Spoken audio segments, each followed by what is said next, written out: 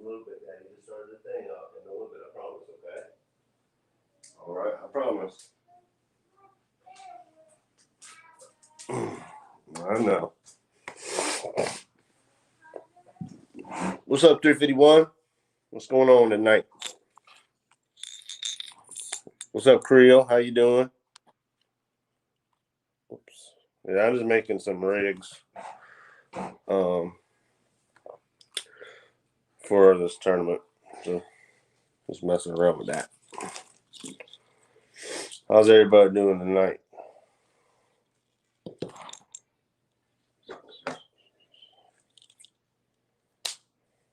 My bad. This thing's trying to move on me here.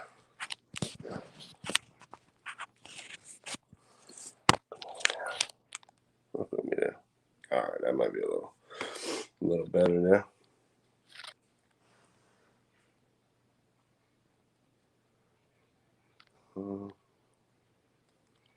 Copy. I'm gonna clipboard.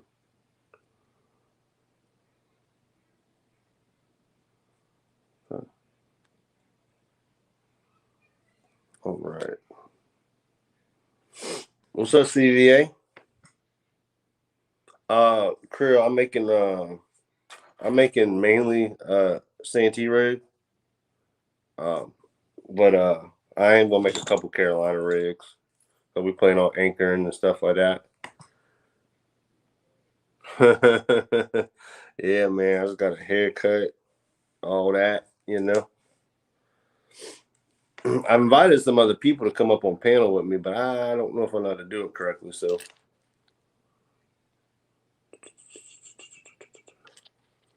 we'll see what happens here in a minute. But I'm just gonna make some up, y'all.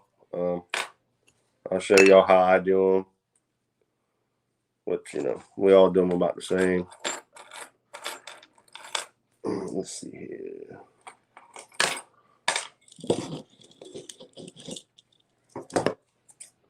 But you know, I usually start out with I got some 60-pound big game, you know, Charlie from Berkeley, and I got some size 7 circle hooks here. I got some that are a little bit bigger too, but I do like using these 7s. You know, I just make I just do a snail knot like that. You know, I got to make like 20 of them, but I'm only gonna be live for a little while. I just wanted to, you know, I might as well went live, you know, since I'm just sitting here doing this.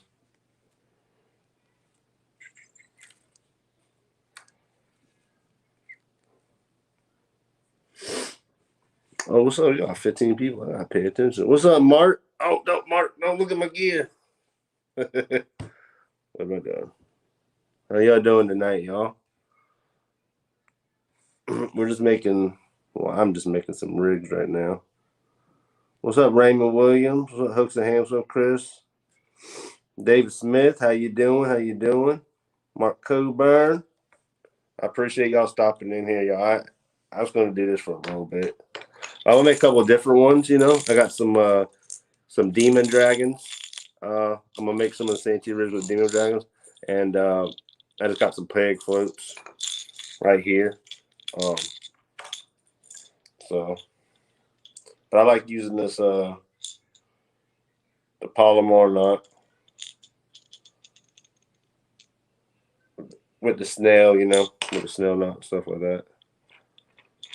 Get this thick line through here. I got 60-pound too leader line. Not sure if I said that, but yeah, I got to make at least 20 of these up because our lake likes to take them from us.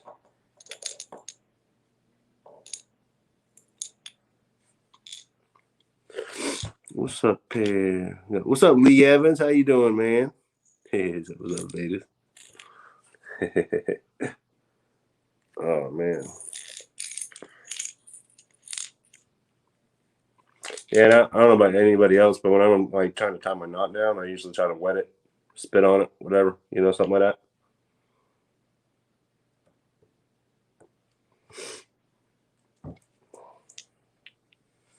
Somebody helps out a little bit, you know. I get very particular too about my knots and the line. So if I sometimes it takes me, and I go pretty slow at it, I guess. And I just if there's any nicks or anything like that, I can't do it. I have to start over.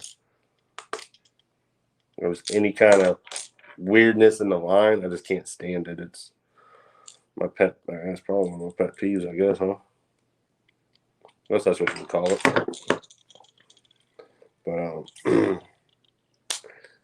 But yeah, I do like to tie with the Demon Dragons. You know, I don't like running the line through it, none of that stuff. So I do run the knot here, and I got the snail knot here, but it's very strong, very strong.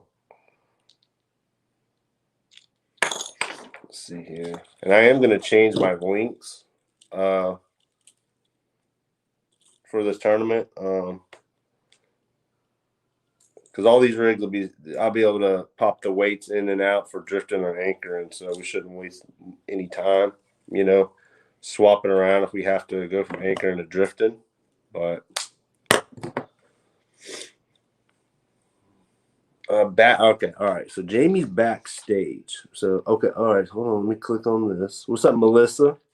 And we might have a guest, my first guest. All right. So then let's make sure this is Jamie. So I guess you would do add to stream. There we go. What I say, buddy? I actually got it. Oh my goodness. Good job on that one, man. I know it was easier than I thought. I seen Mark popping in here. He's trying to see what's going on. That Mark Coburn's the weighmaster for the tournament this weekend, y'all. He does an excitingly good job too. I'm sure Mark, he goes around the country, don't he, Jamie? He goes everywhere. He's done a lot of the tournaments here on the river here lately. Yeah, he's good. He's good. I'm hoping Friday he's saying that Sam Manettam's got triple digits or something. There you go. Like 200 pounds. That'd be nice. Yeah, that'd be awesome. What's going on, everybody, now? Marseille's always watching. Yeah, well, we're going to need some luck. Me and Chucky's fishing together, so I know we're going to need some luck out there.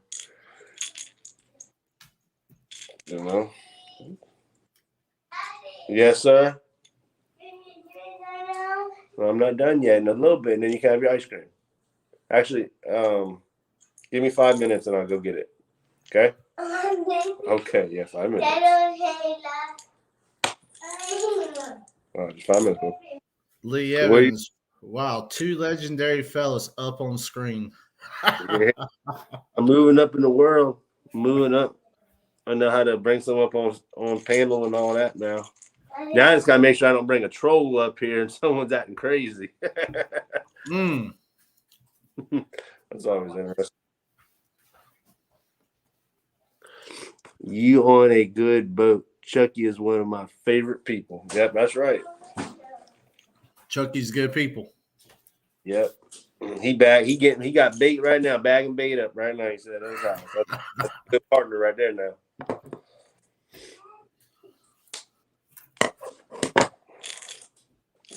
So we about to, yeah, y'all. We got a 2-day fishing tournament coming up Friday and Saturday this week down here on the lake, and it's one of the biggest tournaments that the lake has, and should be good. Should be interesting. So, what's up, G Style Fishing? How y'all doing? How y'all doing there? Yeah, let me get back to this, but yeah, I usually I put. Oh, second, y'all. Let me tie it to this swivel, and then I'll show you what I got going on here. Hey, I'm just gonna make some different ones, Jamie. The like the links. Huh? Yeah, looks like we got Avid joining in. I'll be what's the hook, buddy? Hey, one second, Dan. I gotta get him some ice cream. Come on, buddy. Well, guys, while he's taking a break, when I'm bored during the week, all I do is make rigs up. And I got a couple of I like mine to be flashy.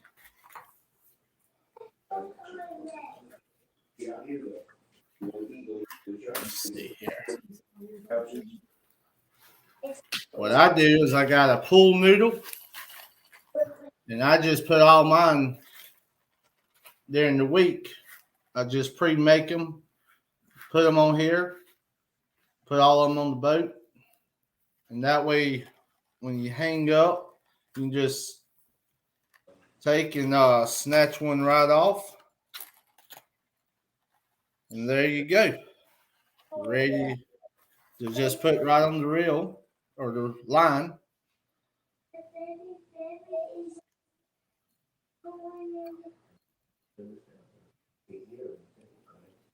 Mine's pretty simple,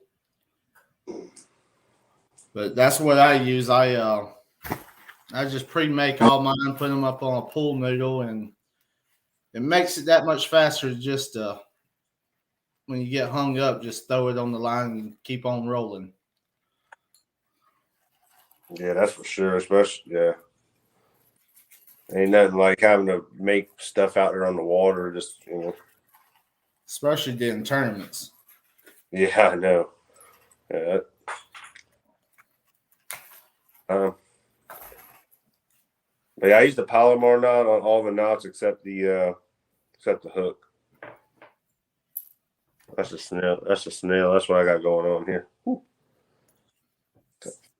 What knot you been using, Jamie? The polymer. The Palomar, yeah. Yeah. It's You know strong. me. They seems like they work pretty well. The more the fish pulls, the tighter it gets. Yeah, that's right. That is right. Well, I just finished this first one up, y'all, and this is the one I did with the Demon Dragon, and I got about 8 inches, 8-9 inches, something like that, from the hook to the float, and then I got let's see how far did I make this one. This one's probably 2 foot, but sometimes Jamie, they like it when it's almost barely hit off the bottom or almost on the. But Yeah, lately, that's what I was getting ready to ask you. Do you make certain lengths up? Do you you stay one length, or do you have different lengths that you go with? I think I'm gonna make probably half of them about like this. I probably made this one a few inches too long, in my opinion, but I'm gonna probably keep them about 14 inches, 12, 14. I know it was saying there's gonna be some high pressure tomorrow, maybe into Friday, so that might make them be like they was that one day we were fishing, and there for about a week and a half or so, we could only get a bite, y'all, with short leaders, extremely short leaders. Very. So, but yeah, I just got this one tied up here to the my little 3-way swivel, y'all. And I got this clips I got from Walmart. They're like $2 for a pack. Not bad. It's got to clip them on here. They get a little aggravated trying to clip on here, but you do that, and then if you just got regular weights, you can clip them on, and then if we go to drifting, we just put it right on, clip them on. It's that easy, and you're going from anchoring to drifting, and it's no big deal, That's it. Do you ever use the 2.5 oval floats with no pegs? If so, how do y'all rig them since they slide on the line? Do you use those? Well, I don't use the ones with no pegs. I like the pegs, on mine, because I have found they tend to slip every now and then. So I like using the peg with mine, because when you get into some real stumpy areas and stuff like that, you kind of want to keep it in place all you can. Yeah. Yeah, them oval floats are good though. They hold up some good weight. They're pretty Yeah, stout. depending on the area we're fishing, I'll go with a bigger float and try to hold my bait up off a little bit more, Yeah, especially if we're fishing with live bait. You know, depending on the what we call the log jams on the river and stuff.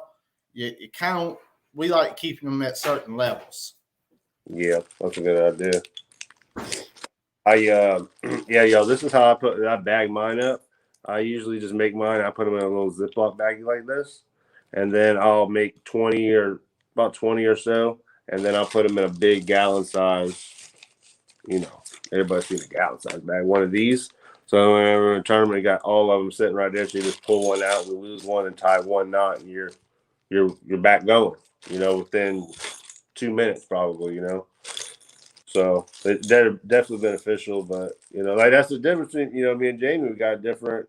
He has this set up differently to the way where he can get them and go, but it's still we trying to save time and. Jeremy, you were out, but I was showing them. I just use a regular pool noodle Mm-hmm. during the week. You know, when I get bored, and just put them all on there. And well, you've seen it on the boat. You know, it really like what you've got. It saves a lot of time. Yeah. So it's that's because you only have so much time when we're out there. And that's it. Stuff you gotta say. I mean, if you say 45 minutes a day, 30 minutes. I mean, that's pretty good. So. So I'm gonna make one now, y'all. I'm gonna make it with a regular float, regular little peg float, the little 3-inch. Make sure it has a hole in it. So what's up here? Looking to drag some donkey baits. Ooh, that sounds nice. Yeah, we might have some donkey baits this weekend. I think something might happen. They might not want to eat those around here though. They might want to eat a little. Them fish are weird. But I appreciate everyone coming in here, y'all. This is my first time bringing someone up on panel and it working. I mean, that was pretty cool. I broke the hook in my hand. Yeah, I just do the snail knot, y'all. I mean, it's been strong, and I moved to that about 2.5 years ago or so. But it's consistent. It's easy to tie too. I made this one too long. Yeah, because you use the snail knot too, don't you, Damon? Yeah. Yeah. Yeah. I'm sure people probably do. Really, I mean. Yeah, I don't think I'm gonna use any rattles. I might set one up with a rattle, but Well, you know,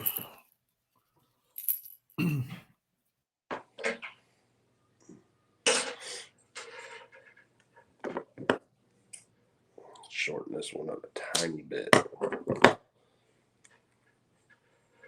Seems like that one bait we were using and that one rod that was getting hit a bunch that one day. Seemed like I had a lot of distance between this, even though we had like a longer leader. Because even if I have a longer leader, sometimes I like to, give it a lot of room right here between the hook and them, so it still kind of floats down in that level, but you can try to, keep it out of some of the junk if that's what you're trying to do anyway.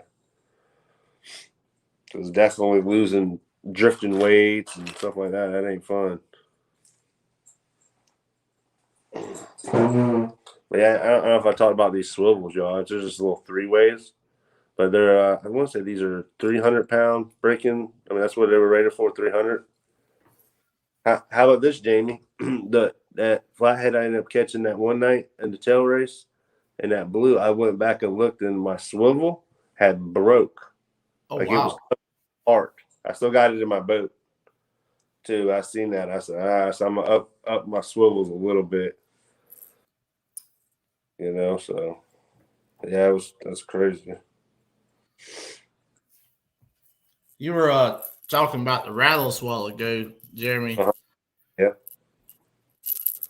You know, I like playing around with some of the beads and different stuff, and Mm-hmm.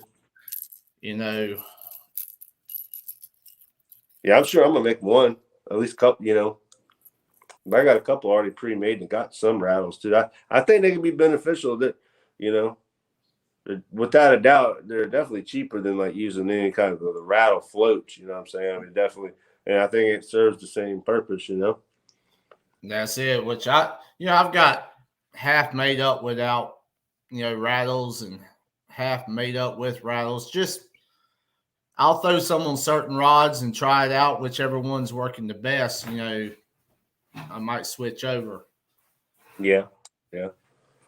Because sometimes in fish, you know how they are. They won't. It seems like some days they want a certain thing, certain way for whatever reason. And then you got it the next day, and they're not gonna do it. They ain't gonna do it. You know. Definitely got And mine.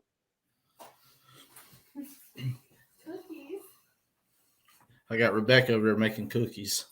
Oh boy. She bringing snacks. That's right. That's cool. Yeah. So I made this one up. This one's probably more like 16 inches, maybe something like that. But I'll probably shorten it a little bit and let it come. But heck, that's like at least inches or so. I mean, that's a good bit for the bait to be down, you know. Seems like anyway, but I don't know if anybody realize that like Who's that guy? me and Jamie we definitely fish in different areas. You know, the river he fishes in the river, I fish in the lake normally. You know, and I know in our lake there's just a ton of stumps. I mean, we have to have gear that's at least able to try to get out of the snags when we're drifting and stuff. You know, And that's it. it just becomes aggravating if you don't have some Well, of the equipment. we talked a while back, and I made a total switch on my drifting weights also, and went to the Santee drifters. Yeah. And I can tell you, man, they've really worked out real well for us. We have saved a lot of line and stuff and leaders since I've switched over. Yeah. Oh yeah, man. No doubt. They work good. There's some good weights. What size drifting weights you like to use? I normally got the 2 or 3 ounce. Mm-hmm. Normally 2 or 3. It depends if we're, probably the 3 ounces are. I like the 3 ounces, but the 2 ounce, it seems like they can get up out of the junk maybe a little bit better. That's it. But it's, sometimes I like using the straight out in the back, but straight at them deep rods, you maybe use a heavier weight, and then the side planet board use a lighter one, But what are you doing there, Rebecca? Eating cookies. Yeah. What are you making? She got some snowman cookies. Yeah. Oh boy. Sugar That's cookies. right. They made them for kids and they disappeared. Who is that? Are they talking about Jeremy? Who's that They guy? said they recognize your curtains anywhere in our picture. That's funny. Yeah, I told you how to. Hey, but check this out. I could not get into my phone. Right, it would not let me get into stream, like to my email, whatever the login would not let me. And then all of a sudden, I told you I got to go shave. I went shave, clicked on, boom, I'm in. Your own phone didn't recognize you, Jeremy. Yeah, exactly. All right, so now I'm gonna make. All right, so I used on this one. The first rig I used the blue high fin blue Demon Dragon, very good one. Obviously the color, I think that helps out. How do you tie your demon dragons on? I'll do a demon dragon. Get to that, and I want to watch up. Okay. I don't run the line through it, you know. I tie a knot right to the bottom and do it like that. And honestly, it tends to seem like if we're drifting and I get snagged up really bad, the what's gonna break is usually the hook, you know, that knot somewhere like that. But the knot's still so strong that, you know, I'm not gonna lose a fish, you know, even a big one. Like it's not like the knot's weak or and that area is weak or nothing like that. But I'd rather it pop there than lose my whole float and swivel and do it, you know.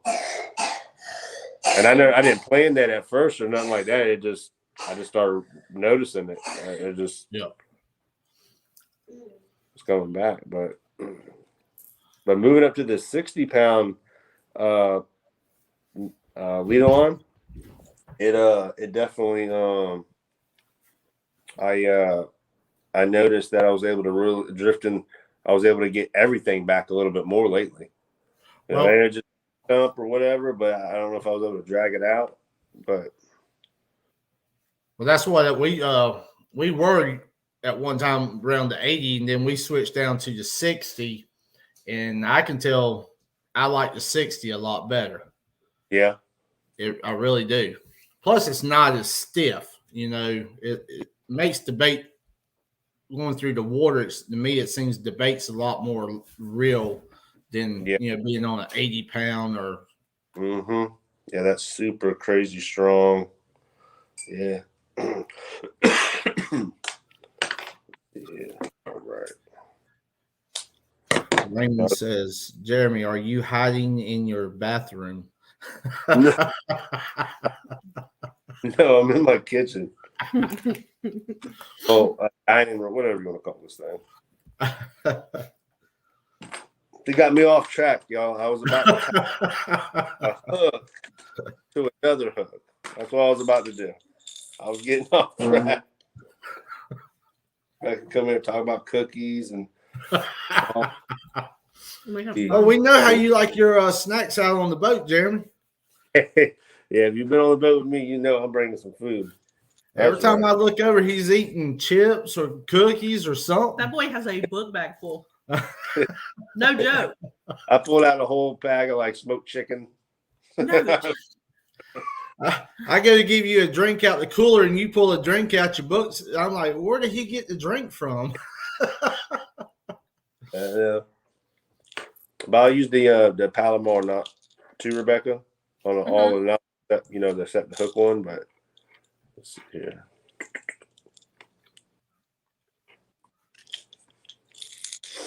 Okay. We're getting a dinner and a show.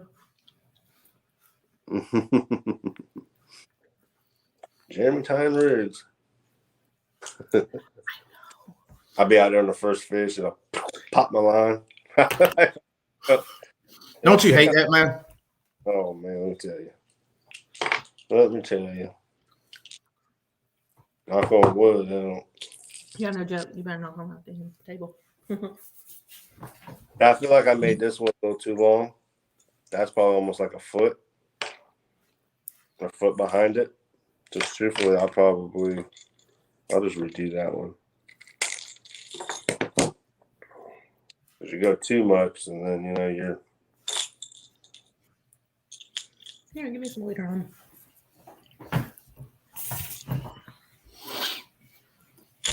I appreciate everyone stopping in here, y'all.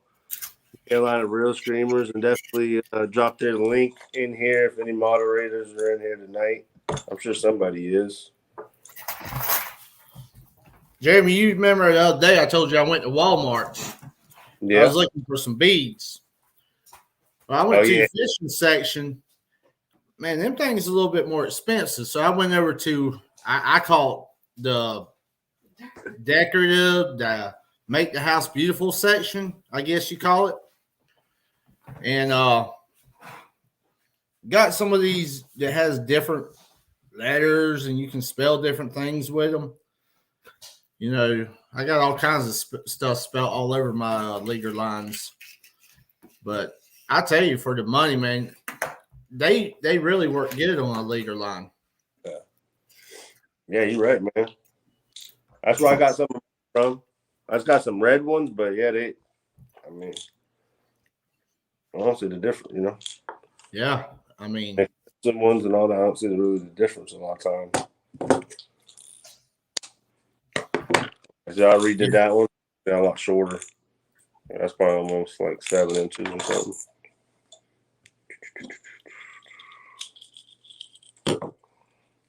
I don't want to make this one too crazy. What is it? 205 Wild Action. What's going on there? What's up, Pontoon Jody? Buck Williams. I know I've been slacking on chat a little bit. Y'all know how I am. Procrastinating. yeah, Jerry, those cookies never stood a chance. They were gone before they got out the oven, just about. I know. We should have called the kids down. I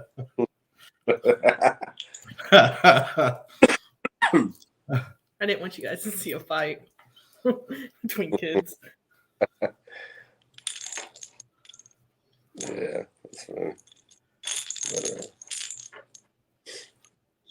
No, it's called the craft section. Not That's the home it. decoration. Yeah, I was about to say, Chunky, that's right. I mean, I'm all about trying to save a dime here and there. I mean, they work just as good to me. Uh-huh. The home decoration. I can't believe there's 18 now, but there's 20-something people in here watching me. Oh, wow. That's funny, man. I appreciate that, y'all. Melissa Carolina says, was nice enough to come up here. we wouldn't miss it for the world, brother. Melissa said now she's craving cookies. Girl, you need to get some. They're good. If you were close, I'd give you some.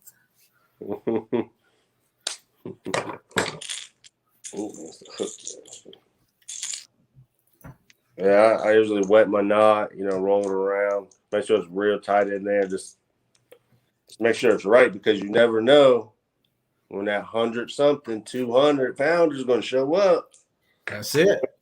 And he Hey, might not. Jeremy. Mark wants to know if you've been pre-fishing any. No, not since He's going in. since last weekend. But I'm gonna be out there tomorrow.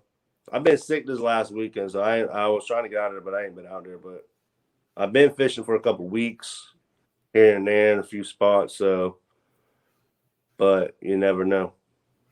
You never know where the fish are gonna be at. But While I'm at work tomorrow, we could be FaceTiming, so I can feel like I'm out there fishing with y'all.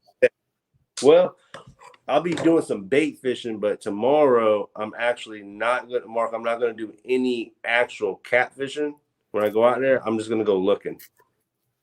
I'm just going to go look in a bunch of little areas, and then, me and Chucky will talk, see what look the best, and make a decision and go there in the morning. I know the wind's going to be rough on Saturday, it looks like. The spot you want Friday, you might get it come Saturday. You might not get it. It might be rough if you're trying to anchor or do whatever you're trying to do, How much do you think that's going to affect your plans, Jeremy, on choosing, certain areas with the wind on the lake? I think for where I'm trying to go fish, well, me and Chucky's trying to go fish, I don't think it's going to affect it. I don't think it shouldn't. Unless, because you can always drift and anchor in the same area, hopefully, if I think where we're looking at, we might be able to pull it off. I'm hoping anyway, but, you never know. About an hour into the tournament, you're over there.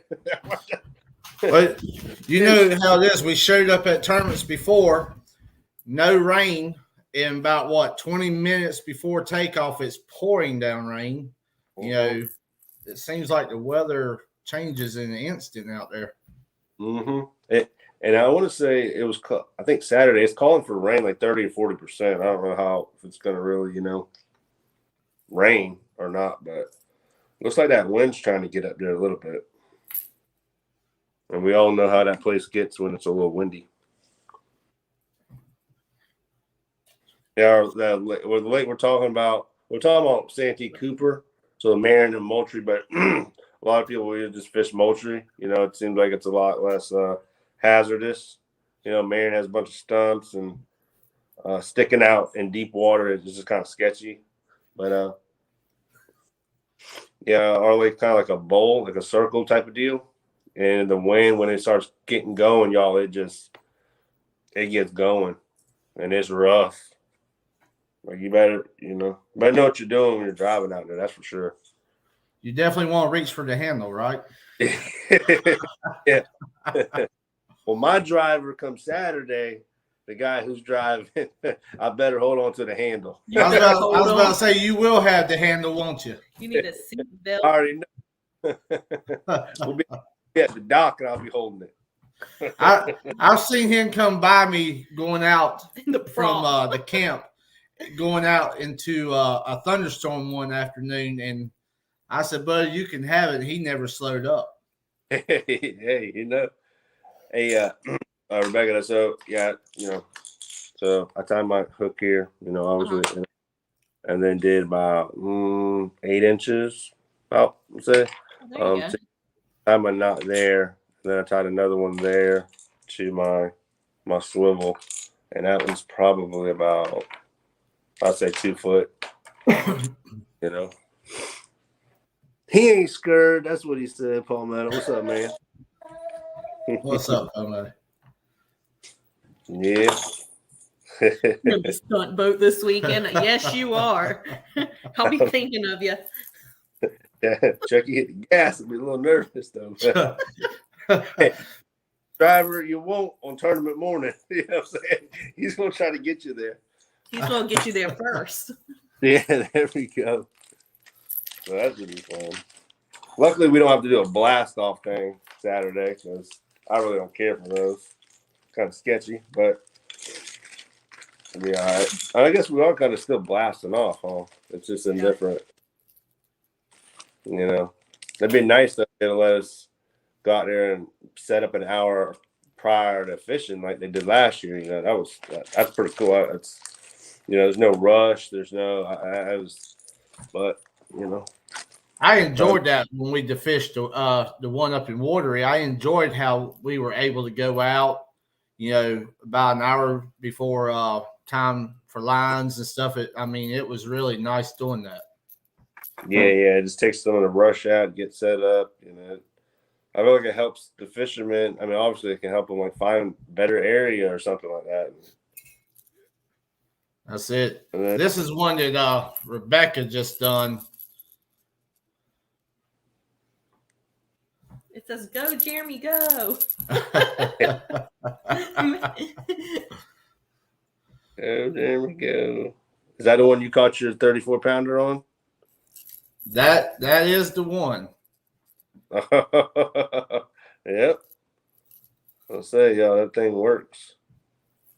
That works. That's the last time we were out there at the lake. That was not last week. Yeah. Now, Jeremy, let me ask you a question. When you're in a stumpy area and you're drifting,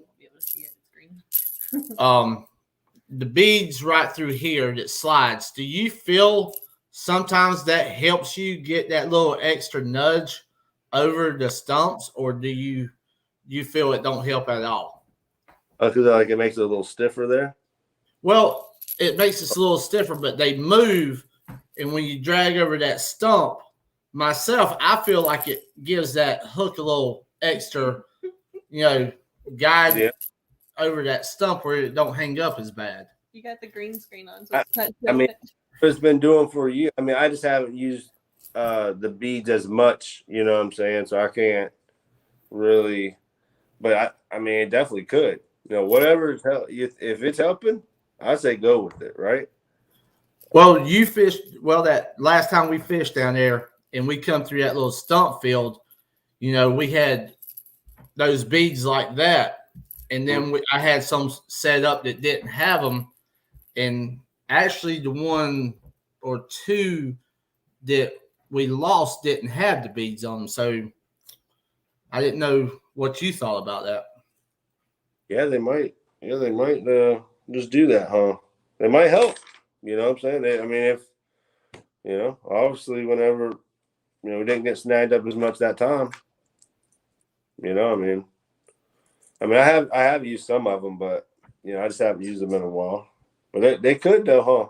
I mean, do you really think they probably could help you out a little bit? I feel like they've helped out just a little bit. I mean, I don't think there's a real big difference, but I feel that there is some, Yeah.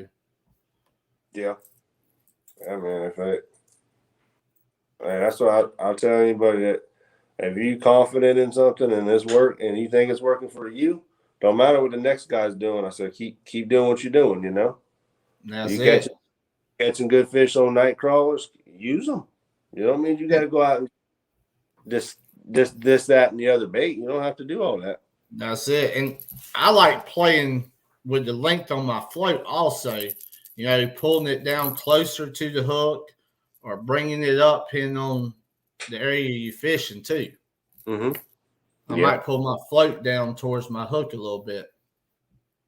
I find when it gets hotter outside, if you take it and push it closer to your hook, I have more bites. And you talking about it when y'all fishing in the river? Yeah. Mm-hmm. Yeah. Yeah. If I push that up further to the hook, I get more bites when it's warm, when the water's warm. Yeah, that's something I never really paid attention to as much like that. I watch that stuff. And that could be something that's, I mean, if it's what I said, you're working in your river, it's working, because you could go out there and make your leader longer and not get a bite. Fish and you want to hit one little thing. It seems like in that one spot. And that's it. That's why I say, I've got several different links, and I might change every one of them up depending on which link I feel that's working the best that night. What Mark say? Yeah, you're right. I do the same in the summer. Yeah, I mean, it really helps me out.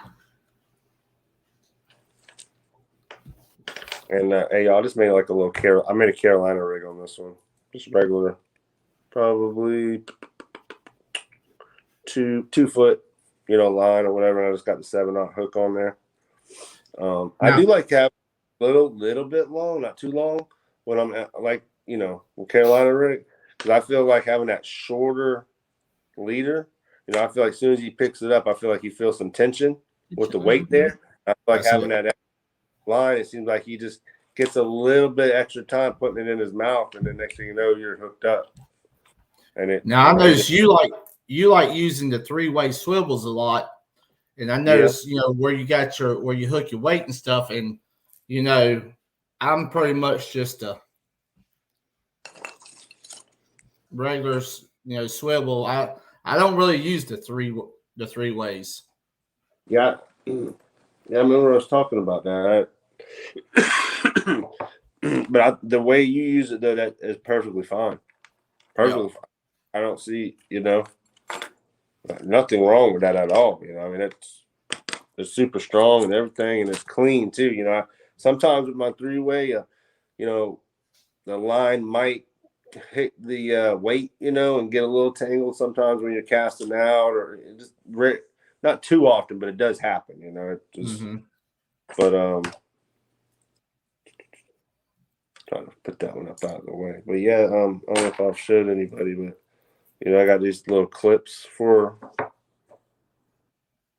my 3-way and all that. But I just take you take a weight and just bam, you're hooked up, you're ready to go, throwing out. And if you want to go drifting or vice versa, come anchor, you just pop it off and take one of these drifting weights just like that.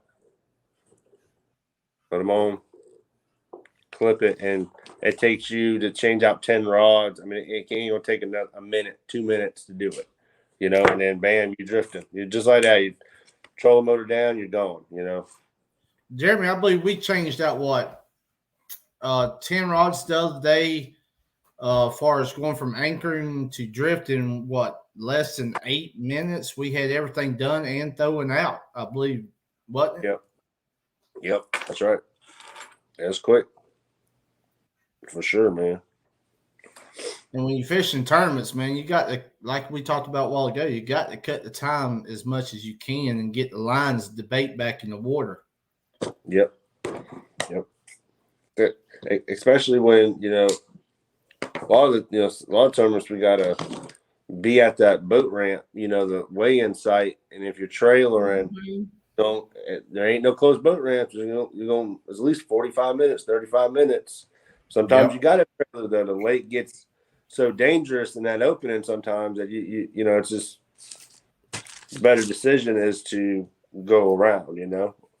If that's where you're going. You might be fishing right in the open. I mean, but yeah, for sure.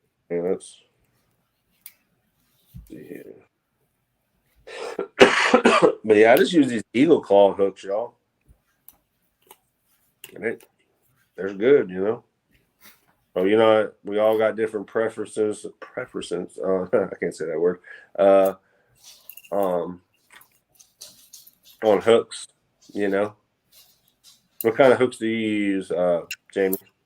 Well, I mean, I like the octopus hooks. I've got, several. Oh, this way. I got to get used to the camera here. Yeah. But, I've got like 4 or 5 different sizes. This one I like for the live bait. And then, depending on what size cut bait we're using, but yeah, we use about 4 different sizes. And I thought about running some double hook rigs this week, this weekend, because we might use a little bit bigger bait, so. I like doing that.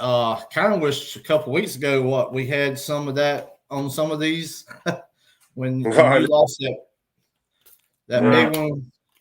Yeah. We had several just holding the bait from the backside and didn't really go towards the hook. I wish we ran double hook. Yep. Yeah, you're right. I think that would have. You never know them fish. You might just grab the bait late, or they might just be all fidgety, barely wanting to come up and grab it. And yeah, it was a lot of it was like it was a real lazy bite on several of those fish. Mm-hmm. No doubt about that.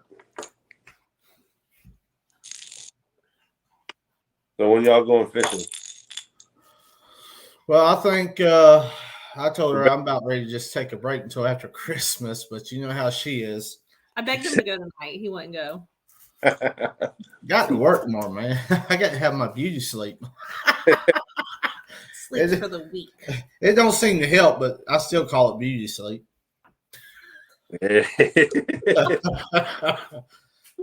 We'll probably end up somewhere Saturday or maybe Sunday somewhere. I would like to ride down there and watch the weigh-in Saturday, depending on what time I can get off work. Oh, and then we can fish Cooper River. And then might head over to the Cooper River, bring the boat with us. Ooh. Jerry might be fishing all day and all night. If me and Chucky win that tournament, boy, I'll be fishing for a week straight. No joke. I hope Chucky catches a 100-pounder. I hope he does. Oh man, y'all will. We might need 2 of them. With all I feel some new Mad Cat rods coming to you. Buck said, "Sleep on the boat. Let her fish." See, hey, Buck, I love sleeping on the boat and letting her fish. I love it. We seem to hook into some more fish when I'm asleep. Do. Whenever he falls asleep, that's when they hit hard. Hey, Jamie, I remember that in February. I said, Jamie, as soon as we blast off, go ahead, just go to sleep. Act like you're sleeping. Put him to bed. You got Chunky in here. Hey, Chunky. You know, come tournament time, dude. It ain't no sleeping. It's time to roll. I never. Hey, you got to do what you got to do to get a bite. That's right. I Got that blood pumping. And see, I think most of all our tournaments are overnight. Most of ours. Yeah. On the river, you know, a lot of them, like we said, was the 12-hour tournaments, all-nighters and stuff on the river. It's different when we do the Santee Lakes catfishing, you know, because that's how many hours is that? 6, 8? Yep. Probably around there. Jamie, you definitely gonna have to fish some of those with us this year. When Jody say buy him a cot? Yeah, that's gonna... No, what he gets a life jacket and his float coat. That's his blanket. He's all right down there. He'll be all right. Jody, when I had my pontoon boat, I had a bunk bed that was a stackable. You could make them into bunk beds or, you know, singles, and I loved it for the kids. Yeah, because we fish all night long, so we'll put the kids out there on the bunk beds on the boat, on the pontoon boat, and just let them sleep. There you go. We would hook the PlayStation up sometimes on the boat. Hey, you gotta do what you gotta do to stay out there. Who you telling? When you got 50 kids like us, you gotta do what you gotta do. When you want to go fishing, man, you do it. I think we'll make this one a little bit shorter. Jody, they're awesome. They're awesome. She's a bunk bed, that's all. Bunk bed. You said you're making that a little bit shorter. Chunky. Yeah. Yeah, I'll make this one a little shorter. Now, what name brand of line you like using? I just got the Berkeley big game to try lean. Yeah. That what was the one you're using? Slime? Was it the Mad Cat? I used the Mac. Yeah. I used the braided line. Braided. Okay. What about the mono? The mono, we basically Oh, hold on. Yep, hit the mute button. There we go. What's up, Jeffrey? What's up, y'all? What's up, Backwoods Misfits? I appreciate y'all being in here, y'all. What's up, Dale? I know we were just talking about stuff, y'all. I'm still watching y'all's comments. Yeah, I think this one a little shorter. This one probably about 16 inches or so, 17 inches. You know, it just sits up there, and I try to make them, you know what I'm saying, where we could, anchor and drift in. But sometimes, if you're fishing really shallow, it is worth shortening that leader up. And, that if you're out there drifting in a lake, you're a better chance of that one getting snagged up. But, you got them days where they're only going to bite that short leader, just like that one tournament. Had them 2 boats to us. They caught 100 pounds each of fish. We didn't. We had longer leaders. And we're just all fishing area. Same bait, it just, one of them things, But I need to get me some more Ziploc baggies into that. But yeah. Now let me ask you a question. Okay. As far as your rattles, when you go, do you find you catching more fish with your rattles than the ones without, or is it pretty well? You talking about the demon dragons? Or the demon dragons? Aubers. Yeah. Yeah, I think that I think maybe when the days are real slow, I think that the rattle action might entice something. I definitely think the silver looking color ones. I mean, that's what the fish look like in the water. They're still, they're silver looking, so I feel like that. Yeah. But I mean, it's only been out fished a couple times since I've been fishing out there, but the last couple times is when it's been out fished lately. So that's why I'm, definitely going with some regular corks and a couple of Carolina rigs for when we're sitting anchored on the bottom, and, I probably not sure if we're going to be anchored or drifting in that first morning, but we're going to be doing one or the other. So, That's it. I mean, but yeah, Yeah, y'all. I know a few of y'all just come in maybe, but I just put my rigs in a Ziploc bag. I just pre-made one in each bag, and then I just take a bigger gallon-sized bag and I'll stuff these all in there. And wherever we're fishing, you just grab one out, cut the line, and we're rolling. And set it up real fast. And just save some time. And then every time I go fishing, I don't have to make stuff. Because if you're out there fishing and your line gets a little nicked up, you need to change it. You really do, because one, you don't want the fish to pop your line or something like that, and then he has a hook in his mouth because we're being lazy or something. Just not that ain't gonna fly. That's all right. Now, do you check before you fish? Do you check all your leaders, making sure there's no nicks or stuff like that? Yeah, I really do all the time. I'll go back tonight after I check all these and tie them up. I'll recheck them, and every time I catch a fish, I make sure to check them. You just never, and if they're nicked up a little bit or just feel funny, I'm changing it just because you don't know, man. Yeah, that's what we do. Yep. Yeah. I just think that's what you got. Yeah, you really got to do that. Just because you definitely lose that one, man. I'm sure every one of us in chat here has been fishing. We've all lost one for whatever reason it's been, but we've lost that one that might not get it back. Might never see that fish again, What's up there, 3+1? How you doing? What's up? Let's see here. Fishing Frustrations, UK. What's up, buddy? David Smith, Cali Bear. What's going on there, y'all? Yeah, if any moderators in here, y'all can drop Carolina Real Screamers link. That'd be appreciated. And drop each other's, whichever, There you go, David. That's right. Here we go. Trying to get me. Now, Jeremy, how often do you check your hooks as far as the points and stuff, how sharp they are? Well, let's be.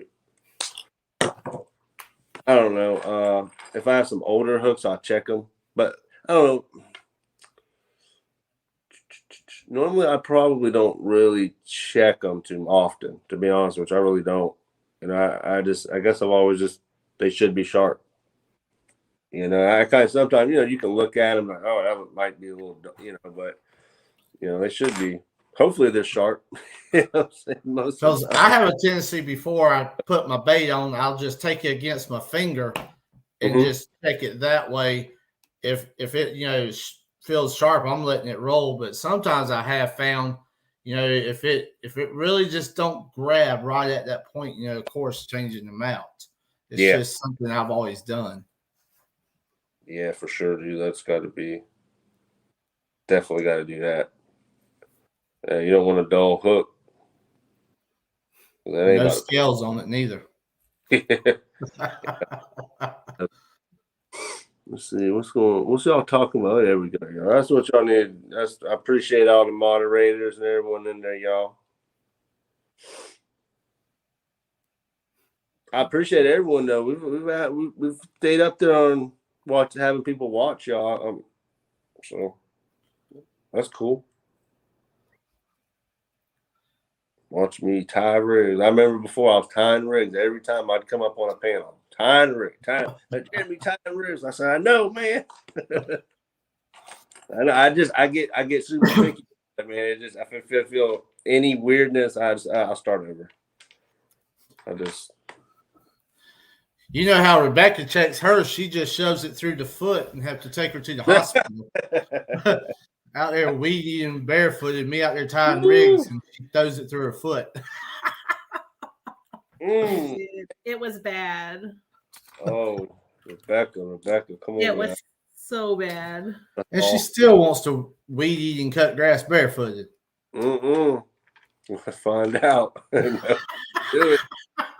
I'm glad I didn't have shoes on that day. They would have been like cutting my shoe off and stuff. When Rebecca gets to fuss at me sometimes, that's the best time for me to tie rigs. I'll just nod my head up and down. Yeah, okay. In the meantime, I'm just tying rigs, man. That's right. Don't tell her I said that, though. David said, I think I would choose a different way.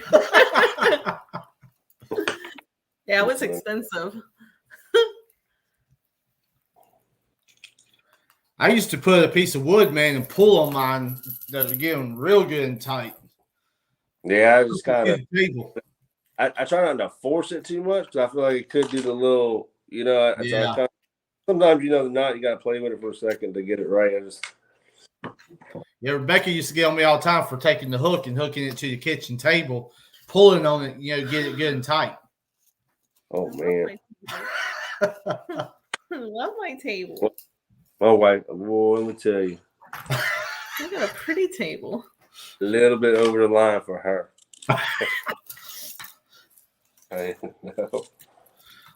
I guess when I'm getting hit upside the head with the broom, I'm just still not paying no attention. Yeah. I'm just making sure the leader lines are good. Right, exactly. Yeah, if anyone has any questions for me or Carolina Real Screamers, y'all, anything about the gear, anything like that, ask. We're an open book. Might not be an answer you like, or we might not know the answer, but hey, it's gonna hurt to ask.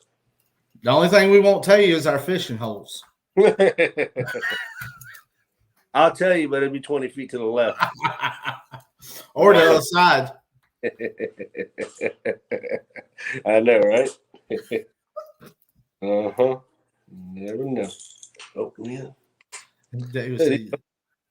David said, all the way to the hospital. Do you know how many new rods we could get for what this is going to cost? Oh, yeah. No joke. And you know what's so funny is when we got to the hospital, they tried several ways to get it out, and then Jamie was actually the one to take it out at the hospital. I begged him. I said, just hand me a piece of it. And I kept saying, no, don't let him do it. Don't let him do it. And the doctor goes, he has a good point. Let's see if it happens. Hey, Jeremy, how many people is tying, out in the yard, she's weed eating, me tying hooks. He was hanging them off the trailer, the side of the trailer. And so I was weed eating, and when it hit the leader line, it slung it around and it went right to my foot. And it pulled my foot to the weed eater. It was horrible. Oh, that is awesome. I'd be like, it was so bad. I'd dig a hole and put me in it. You know what I'm saying? I'm done. I was just wondering if she was going to turn the weed eater off after she found out what the problem was. I was like, oh my God. We didn't realize what happened for a while. Ouch. Yeah, it was bad. And it was a 10-aught too. Yeah. So I had a piece of fishing line in my pocket, from making up lines. And when we got to the hospital, the doctor was trying to figure it out. They were trying to cut the hook and all this. And I just took the piece of fishing line and told him, I said, just give me just a second. And I popped it right out. I'll put the picture on my Facebook. It was horrible. And still got charged for it. Oh, man. They even, what they put on it? Like cutters. And it bent their cutters. Yeah. What's up, Big Slim? What's up? Who is this other one? I'm sorry. What's up, G Style Fishing? How you doing? So they said, how long do you stay in a spot? Especially if you mark fish there. How long do you stay in a spot, Jeremy?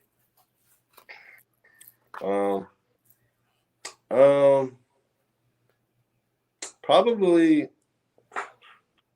I don't know. If I'm just out there fishing for fun and we're anchored or something like that, I don't mind sitting for 2 or 3 hours. Especially if you see some fish out there. I mean, it could just be a timing thing, and they want to come eat, But I don't know. In the fishing tournament, it depends. If I know there's some tournament, if I'm gonna anchor in a fishing tournament, I might have to really think. I might have to really know there's some fish there. Because if not, I mean, it's just kind of, we only have like 6 hours to fish, Exactly. Sometimes we'll scoot over, about 10 yards to the right, 10 yards to the left. We'll just switch over just a little bit. Not far. See, that's where I feel like, just a lot of times, you ain't catching fish somewhere. Oh, let's move. Let's go way over here. You don't have to do that. I feel like I've caught some big fish, you know, because if you pick an area and you like it for a reason. If you see stuff, you should probably keep fishing it. And sometimes you're just sitting in the wrong little area. Just move, like you said, 10 yards here, 15 here, have a little bit, just a little different look. You know, I mean, that's what I did in the monster hunt. You know, I fished 2 spots. I picked a spot I thought I liked, and I barely moved, you know, and ended up getting some fish. So, and then the first spot didn't even get a tap, you know, so it's kind of, and I'm sure y'all have had that too, you know. That's it. Like on the rivers, I mean, I could have several different log jams, and we could be fishing one and just move directly across the river to a different one that's just not even 40 yards away, and end up catching some nice fish. Yep. That's a good question. Okay, what does this say? Is it a myth using lights in the night scare the fish in shallow water? I don't think so. Who said that?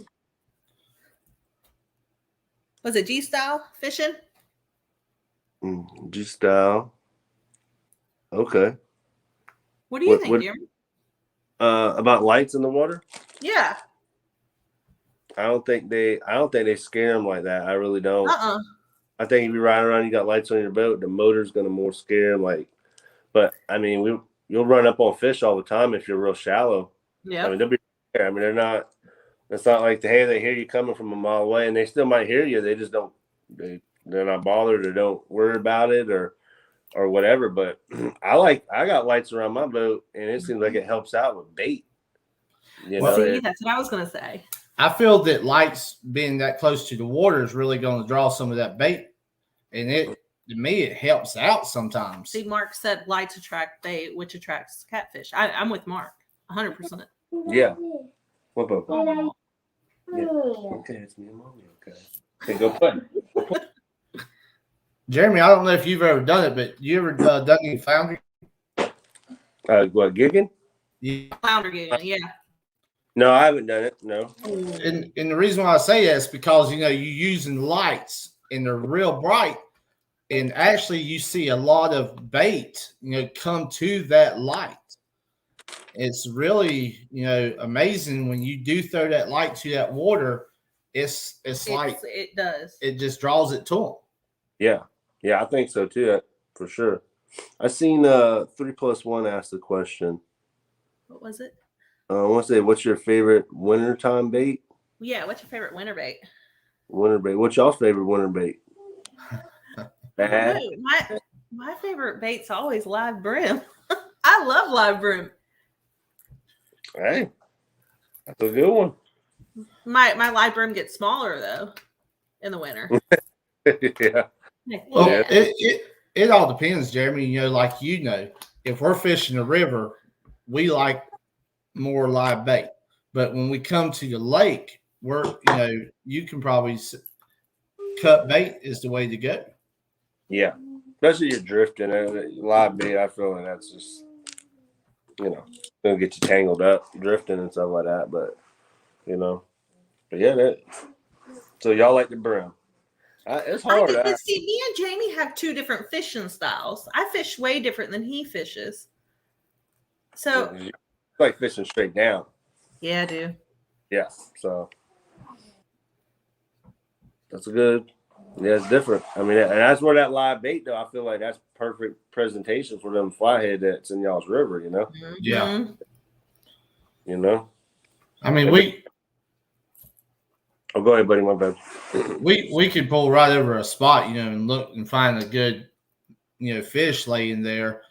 And actually, instead of throwing an anchor, we'll tie to a tree. Yeah, we won't drop the anchor.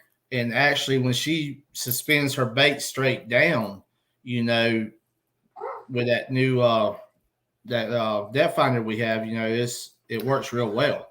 Jody's got a good question. Zebra cakes are nutty. Okay, here, let me solve this one. I'm a Star Crunch type of guy. A what? A Star Crunch. Oh man, that's old. That's old school there, brother. I love me some of them. And star crunch. I don't know though. Zebra cake. I don't. You know, even like the Christmas tree cake. You know, I don't know. I used to eat them all the time when I was, I guess little boy, and then I guess I eat them so much, man. It just. I know. I like what's some things. And, what's them called? But I love my Nutty Buddies. Yeah, Nutty Buddy. It was like peanut butter bar. This is how cheap we are. We get the off-brand Nutty Buddy bar. They make them too. They're like caramel bars. So they just those. Let me tell you. Jeremy, I figure you would have one of each style, man. Yeah. Don't you have a backpack full of everything? Hey, I will. I'm telling you. If you want to see a boy eat a honey bun, that's him right there. He can put one down. And them honey buns too. No joke. You had us all with a honey bun. We were scared to ask for one. Yeah, I remember that. Yeah, I was terrified. Let that boy eat. Looks like we got another question. Hold on, let me see. G-Style asked something, didn't he? Yeah, he asked, in a tournament, Catfish Live Well, how many times do you change your water? Keeping your fish well, what's the cheap catfish live well for a John boat? What did we use when we had our 17-foot aluminum boat? We had, we had like a horse trough almost that we stuck into it. And we have our, what is our thing called? Our oxygen box.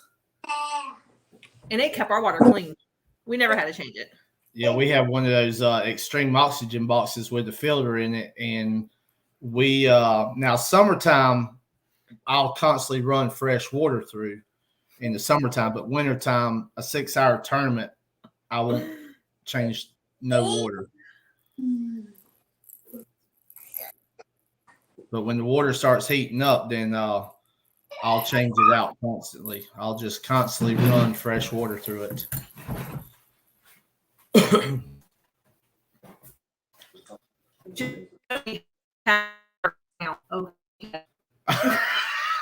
I will. Sorry. Hey, and me, I'll swap the water out when it's warm outside. I'll definitely swap it out a lot more, but when it's cold, I'll swap it out at least once or twice a day. But I mean, I've done enough, that I know that they're good. But I want to get one of them oxygen boxes that y'all are talking about because that'll help clean my tank. That's the issue I'm having. The tank's a little bit dirty throughout the day, and I just want it being cleaner. But I mean, my fish are extremely alive, so I mean, I can't.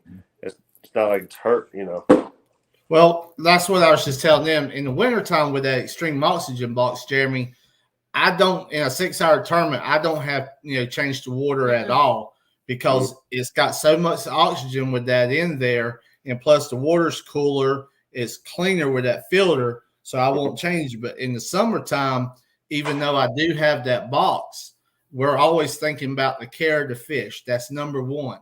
So I'll constantly run fresh water through it through a 12-hour tournament. It's just constantly pumping. Yeah, that's perfect, man. And honestly, like I used to probably change it out more, but this past year, I probably do it a lot less. But I got a lot of oxygen, aeration on it, But I mainly swap the water because it just I see it and it's a little dirty, and I'm kind of like I just want to, swap it out real quick, and it seems, Well, next time we get together, like I said, that extreme oxygen box, man, you'll see it's just like water that you're pouring out of a cup. It's so clear with that filtration and stuff and the way it works. That's definitely gonna be my next thing to get for my live well. Like that'll be on top of the other stuff that I do, the air, oxygen, all. I mean, it'll be, and I think my live well I have now, besides it sometimes being a little dirty during the tournament, like my fish are extremely alive, and they kick off. They have no issue. So, that's always good. But I really want to get that oxygen box to clean. It's making sure the water's cleaner for them, and on top of those stuff I do, and I feel like that would be an incredible setup. I think it would.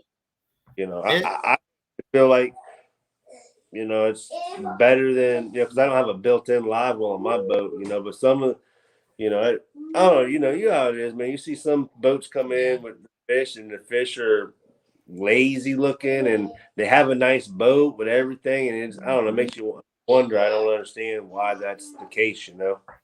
One thing I do hate seeing, Jeremy, between us, we fish a lot of tournaments. Yeah. And we see a lot of different setups and stuff like that, man. And one thing, if I had any reason of thinking that my fish were getting very sluggish, and a lot of these tournaments, they offer early weight stuff, or they offer, areas where you can go put your fish in to help, build them back up.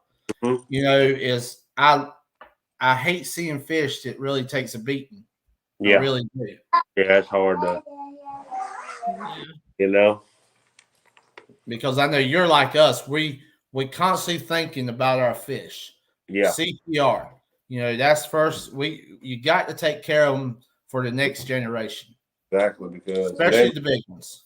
Yep, exactly. The big ones that because I'm always like, if I go out and catch a nice fish, and I could bring him home and all that, and I have no issues with people that catch fish and bring them home. That is perfectly, I used to take some home too. I mean, but I just don't eat the fish like that, so I don't, I just catch them. So, and the fish in our lake are extremely good to eat too. I mean, they really are. I mean, they're top notch to. David asked if you lose a fish in the live well during a tournament, can you still weigh it in? No, you can't weigh that fish in. A lot of times it's a disqualification. Yes, it is. Yeah. Yeah, there's tournaments that are like, if you come up with a dead fish here, you're done. You're done. Exactly. Well, Jeremy, I know myself personally, if I had a fish that, knock on wood, we haven't had no fish since we've been fishing tournaments, because like I said, we practice, looking after our fish. But I can't stand somebody throwing a dead fish back in the water. No. If I lose a fish, I'm going to take my disqualification, my deductions. I'm bringing that fish home, and feed my family with it. Yeah, for sure, man, because it's just waste. Disrespect. Yeah, you don't. It's just I always think, man, I catch a big fish and take them home and do it, but then I'm like, well, if you take that one fish out, my kid ain't going to catch it ever. Yep. No, absolutely. That's it. That's the way I look at it. And there's a lot of fish when I was younger. I just took them because it didn't have a phone to take pictures. You know what I'm saying? I feel old, but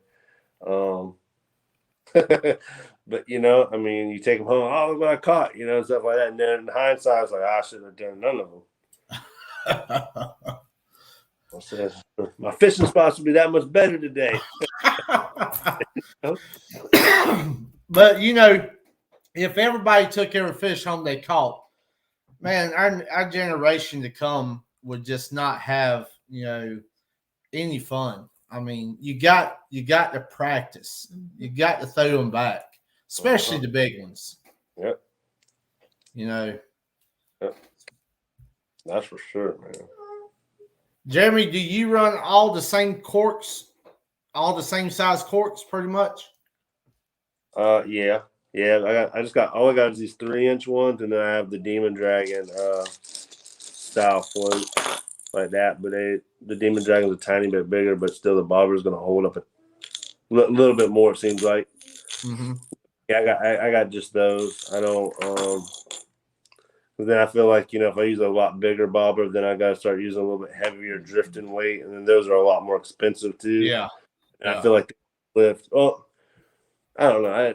I just don't do it as much, Well, see, like this one here, when I use this as a 3-ounce, I'll go to a little bit, the bigger. If I'm drifting with this size bobber, I'll go to a heavier drifting weight.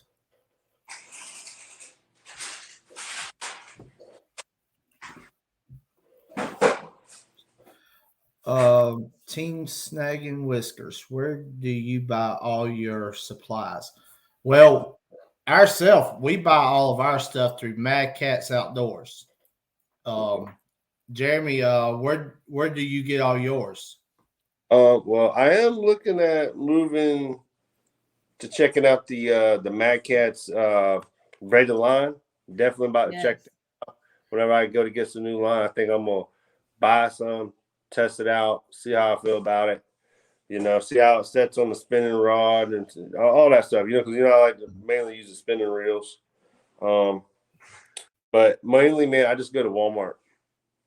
For my hooks, I get Eagle Claw, which I can get them online or whatever too. But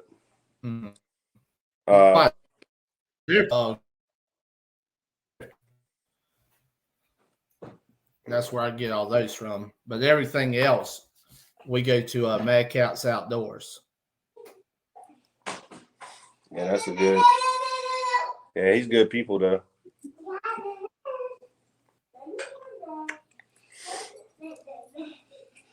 But yeah, I just go to Walmart, man, and get mine for the most part. Well, I mean, my swivels, I get them from Bottom Dwellers.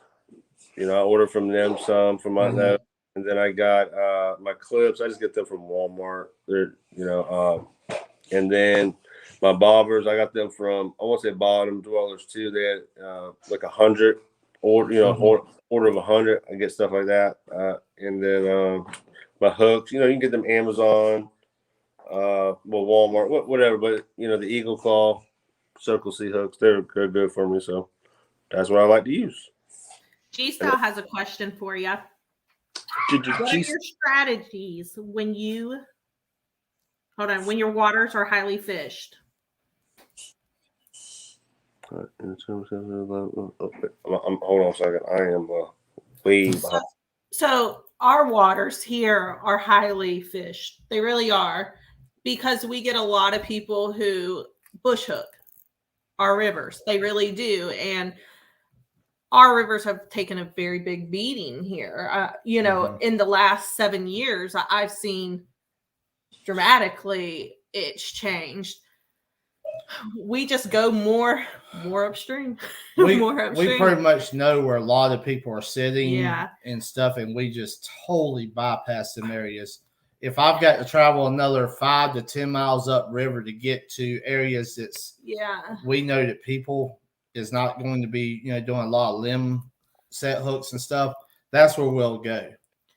And see, I mean, one thing we do have in favor with us, if you go more upstream, the river gets more narrow and it gets a lot more current, and they're not going to put bush hooks up there. So those fish are, holding pretty good up there.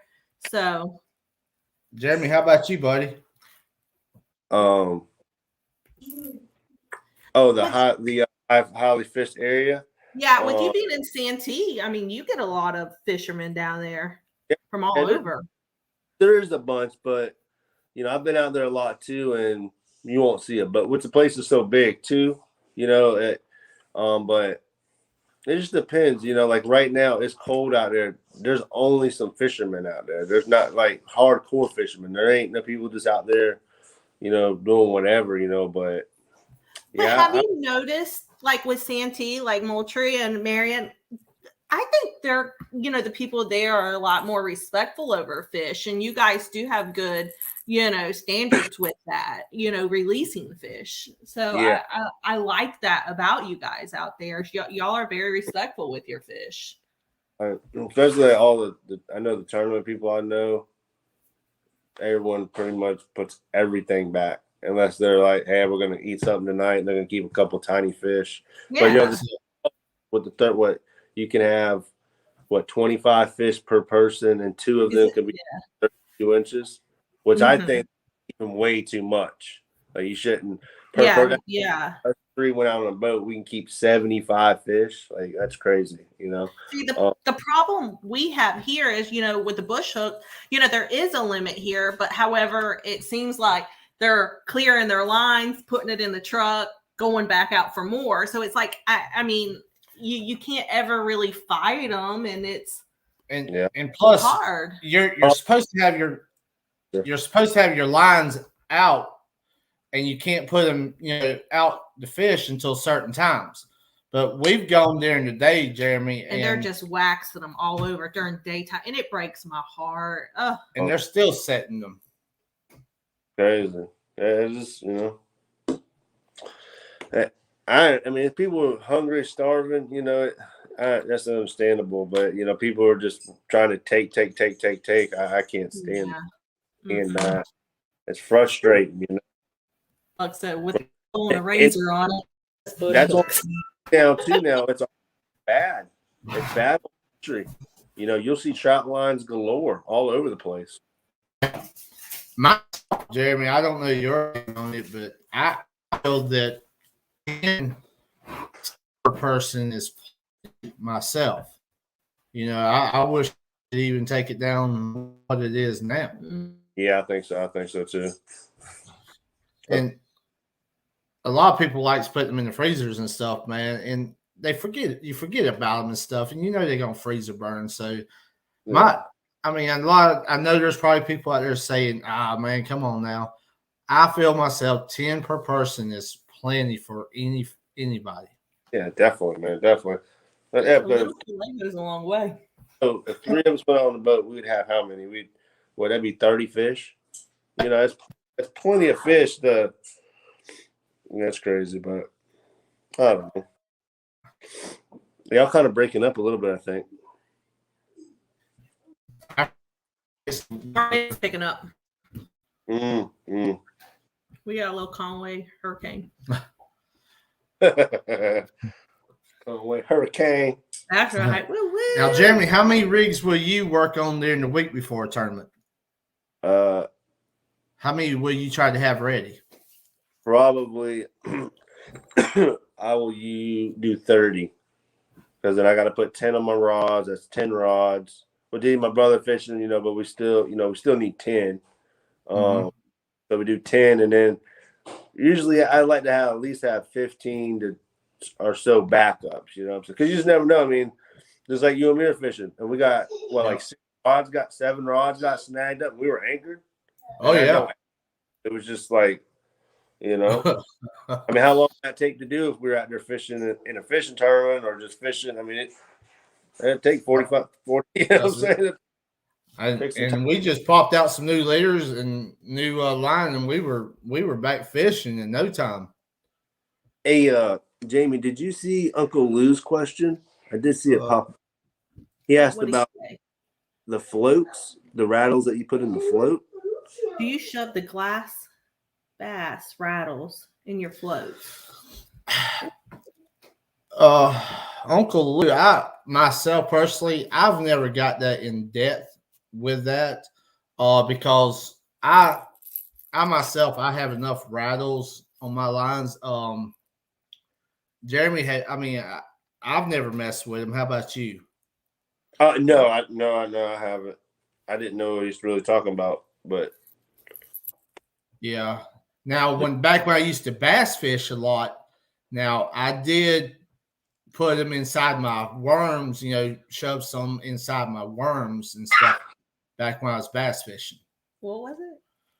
The little glass that has the rattles inside of it. Because I'm a pro bass fisherman. That's right. I am. More like a pro tree fisherman. I'm telling you. I can catch a squirrel quick, y'all. Jeremy, I didn't say that out loud. Don't tell nobody. Nobody heard it. As soon as his phone's turned off, he's got to go to bed. No, I tell you, man, she can throw the crap out some cat rods and stuff. She always wants me to take her back and do some bass fishing, but I've always just wanted to try it. I just for years. That's all he did. Years.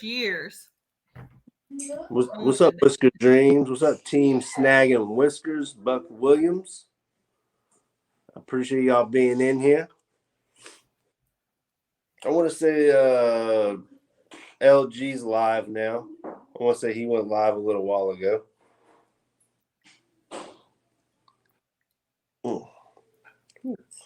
I'm getting up there in my rigs. I got at least 10 or so made. I got all day tomorrow, though, since my partner bait, hopefully. Jamie's at least ate 8 cookies. Mm-hmm. I'm having a sugar rush, brother. I'm ready to roll some more. That's right. Yeah, I'm trying How not to long make. did you make that one, Jeremy? This one, man, about maybe close to 2 foot, but I got a nice foot, so it's only about a foot. So I feel like, man, just getting it up out of there off the bottom, getting away, and then just having that bait sitting there where it's just going to get smacked right. You know, they're going to swim right in. You know, and if I start to go drifting, I'll usually just, you know. Now, what's the closest that you'll run your bobber to your hook? What's that, like a hand flint? I'm about right there. See, I have ran it down about half that length myself, about right there. Yeah. I have done that. Now, that's in the river. You know, depending on, like I said, our structure is different than way Santee or somewhere like Watery or something like that is. Yeah. Yeah, whatever. You know, I noticed that like Chunky, you know, it seems like his leaders are somewhat kind of short too, you know, for the most part, you know, and they're also, who know, I mean, they, you know, like you said, when we were fishing together, you know, I was checking your rigs out, and you were noticing a lot of mine. You know, as far as even like our swivels were different and stuff. Yeah, man, yeah. That's one thing, y'all. You never can know everything. You can always learn something from someone else going on someone else's boat. You know, I fished a few tournaments with a couple people, and everyone likes to try to do a little something different, you know, and it might be something different than you do, but you might open your eyes and bam, you know, that just, you know, you might learn something that can really be helpful fishing, not just tournaments, but just fishing in general too, you know, y'all. I mean, now, Jerry, do you pay when you fish with someone and you have rigs that's different than theirs? Do you pay attention if your rigs are working better than theirs, or if theirs is working better than yours? Yeah, I definitely will check it out, you know, because sometimes a Carolina rig on the bottom will be working better, and if you have a float, you know, or the demon dragon, you know, there's a lot of times that silver one, it just catches fish. It is what it is. It just does what it does. I mean, there's been I've seen a 63-pound flathead caught on it in the lake. I've seen multiple 60-pound blues, multiple 50s, 40s, all kind of fish on them, you know, and I've also seen using the demon dragons, and then a rod right next to it got the same bait, same leader length, all that, but a different float. Or it don't get touched, but maybe it has nothing to do with the floats.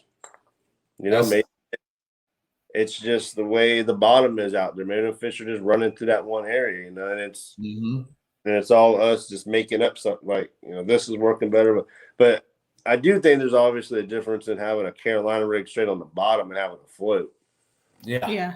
You know, because I mean, they're distinctive. Like if they're hitting it on the bottom, they're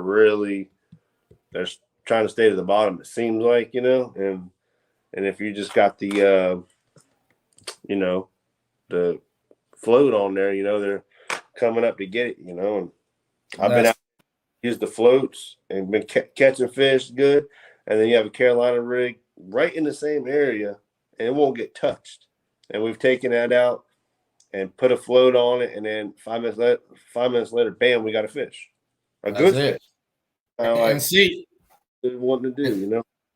And see, in the rivers a lot, Jeremy. You know, I have some with floats, some without floats.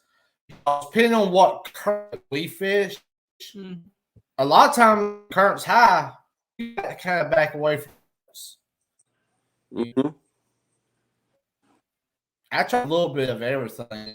I try not everything the same, but I will pay attention to what's working and what's not working most. Yeah, it's definitely beneficial. I see Mark ask a question: do you always use a float on your anchor rigs? This past year or so, I've really got 2 years. I've really went straight. I've got away from the Carolina rig, and I float all the time. You know, if we're fishing super shallow at night, if I know the boat's going to sit in a certain direction, I'll then go and make me a couple Carolina rigs just to keep it real low, you know, make sure that bait's staying down and all that stuff. But most of the time, yeah. I mean, I think it's beneficial. I think, and when you got them in the Carolina rig in the mud in the sand, then fish are if they're just kind of cruising in there, you know, he might overlook it. But if you got the float and he's cruising, and smack him in the head, you know, because I think when the fish are eating the Carolina rig good in that shallow water, I feel like they are kind of in there, you know, butt up in the air a little bit, just barely putting around. And then they're just eating the mussels, you know, just barely moving around in there. And I feel that's when the Carolina rig does pretty well, you know, because I don't think they're up in there just going crazy speed. Yeah. You know? I feel like they can overlook a bait when it's sitting in the mud because, you know, sometimes you'll throw it and it might go under a tree, go under something that they, you know, just overlooks, you know, because the lake is gigantic. So they can easily overlook it. That's it. And with us, sometimes, like I said, on the length of the lake, you know, I might run some, not run some, you know, but yeah.